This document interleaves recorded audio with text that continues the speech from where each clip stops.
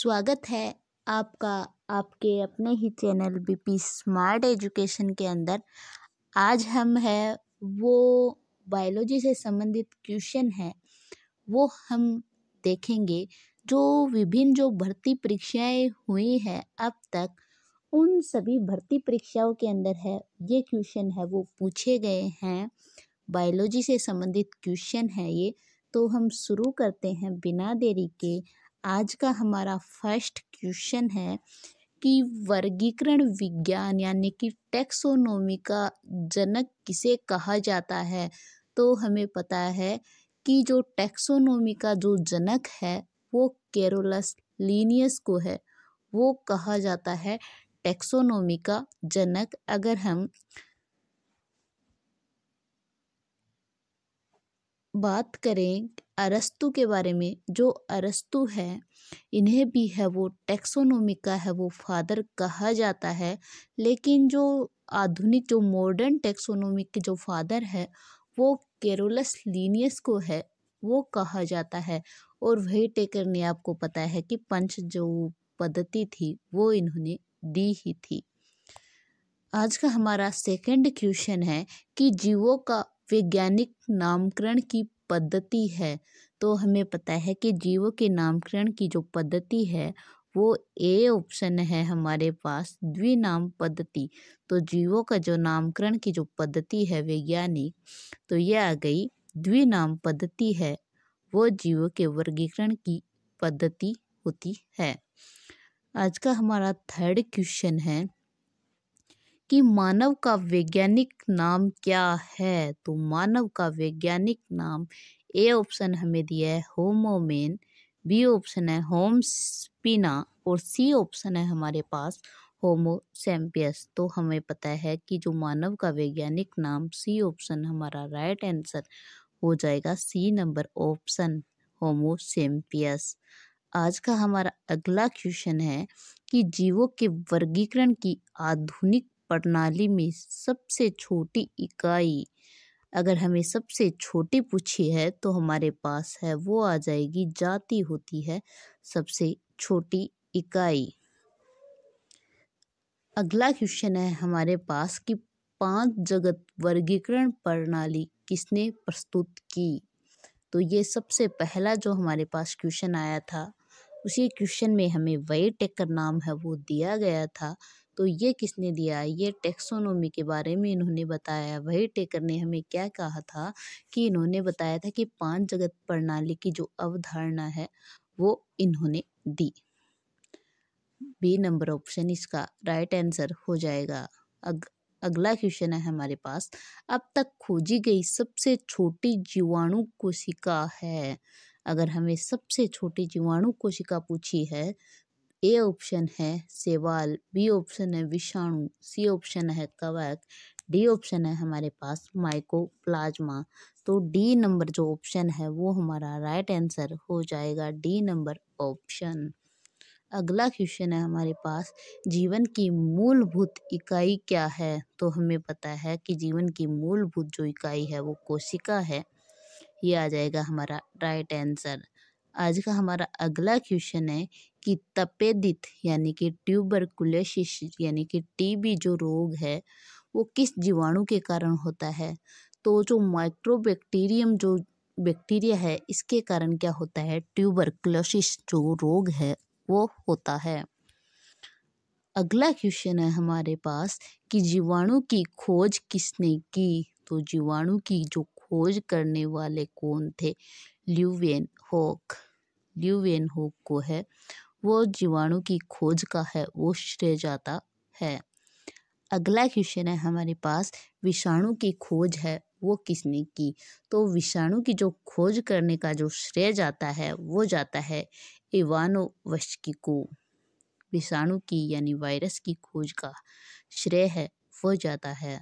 अगला क्वेश्चन है हमारे पास कि पक्षियों के वैज्ञानिक जो अध्ययन है, पक्षियों का जो वैज्ञानिक अध्ययन हमें सबको पता है कि इसका जो वैज्ञानिक अध्ययन है वो ऑर्निथोलॉजी है वो कहलाता है। डी नंबर ऑप्शन इसका राइट आंसर हो जाएगा। 12 नंबर का क्वेश्चन है हमारे पास, सबसे बड़ी कोशिका। इससे पहले जो क्वेश्चन आया था उसमें एक ये भी नाम आया था कि सबसे छोटी कोशिका कौन सी है, तो वो हमें पता है कि माइकोप्लाज्मा सबसे छोटी है। अगर हमें सबसे बड़ी पूछा है तो शुतुरमुर्ग का जो अंडा है वो सबसे बड़ी कोशिका होती है। अगला क्वेश्चन है कि मानव शरीर में सर्वाधिक कौन सा तत्व पाया जाता है। तो मानव शरीर के अंदर है वो पाया जाने वाला जो तत्व है वो कौन सा है।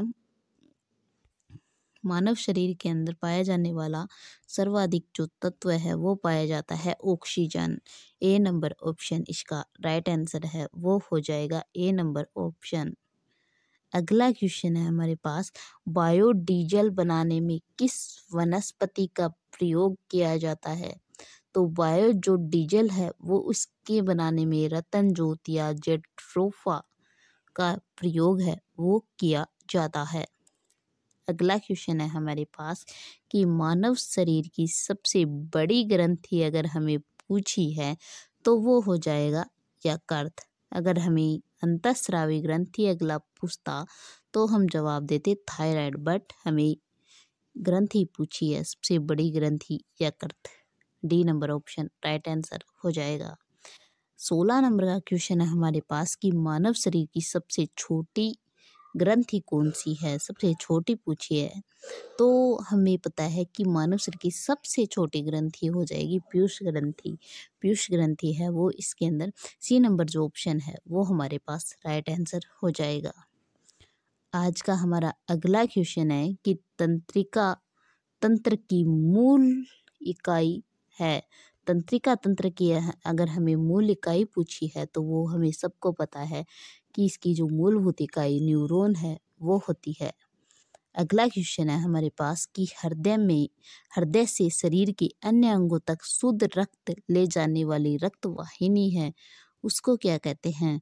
तो जो रक्त हृदय से शुद्ध जो रक्त ले जाती है उस रक्त वाहिनी को कहते हैं धमनी। ए नंबर जो ऑप्शन है आर्टरी है वो इसको कहा जाता है। ए नंबर ऑप्शन इसका राइट आंसर हो जाएगा।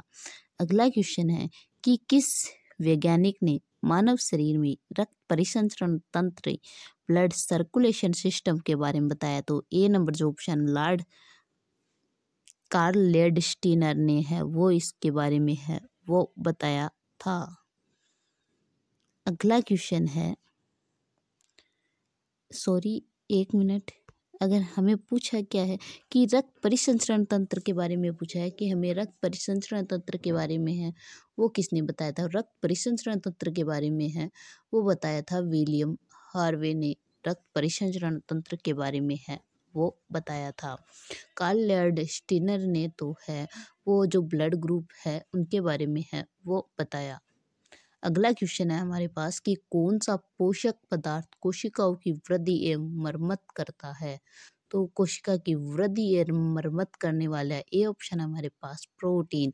तो ए नंबर ऑप्शन ही है वो राइट आंसर हो जाएगा कि जो कोशिकाओं की वृद्धि और मरम्मत का कार्य है वो प्रोटीन करता है। अगला क्वेश्चन है हमारे पास, एक कार्यशील महिला को प्रतिदिन कितना प्रोटीन की लेने की आवश्यकता होती है। तो जो कार्यशील एक महिला है उसके लिए प्रोटीन कितना लेने की आवश्यकता होती है। तो ए नंबर ऑप्शन है 30 ग्राम, 37 ग्राम, 40 ग्राम या 45 ग्राम, यानी कि डी नंबर जो ऑप्शन है हमारे पास राइट आंसर है वो हो जाएगा। अगला क्वेश्चन है हमारे पास कि गाय के दूध का रंग पीला सफेद किस कारण होता है। जो गाय का दूध है इसका पीला रंग होता है केसिन के साथ है वो केरोटिन, यानी कि केरोटिन के कारण है वो इसका केसिन के साथ केरोटिन है। ये सीधा दूध से संबंधित क्वेश्चन है तो ये हो जाएगा सी नंबर ऑप्शन केसिन के साथ केरोटिन है वो इसका राइट आंसर हो जाएगा। अगला क्वेश्चन है हमारे पास, लाल सागर को यह नाम क्यों दिया गया, यानी कि लाल जो सागर है उसको लाल सागर ही नाम क्यों दिया गया। क्योंकि वहाँ पर जो वनस्पतियाँ पाई जाती थी वो लाल थी, तो उस आधार पर ये है वो इसको लाल सागर है वो नाम दिया गया। लाल जो एलगी है वहाँ पर प्रेजेंट होती है इस कारण। तो हमारे ऑप्शन के अंदर हमारे पास जो बी नंबर ऑप्शन है विशिष्ट शैवाल की उपस्थिति के कारण है वो इसको नाम दिया गया। तो ये था हमारा आज का लास्ट क्वेश्चन। हम जो अभी तक जो बायोलॉजी से संबंधित क्वेश्चन है वो एग्ज़ाम के अंदर है वो पूछे गए हैं, वो क्वेश्चन है वो हम डिस्कस करेंगे हर दिन। तो आप है वो हमारे चैनल बीपी स्मार्ट एजुकेशन के माध्यम से है वो आप हमसे जुड़े रहिए। आज की ये क्लास है वो मैं यहीं है वो ख़त्म करती हूँ। आगे की चर्चा है वो हम करेंगे कल। तब तक के लिए धन्यवाद। जय हिंद, जय भारत।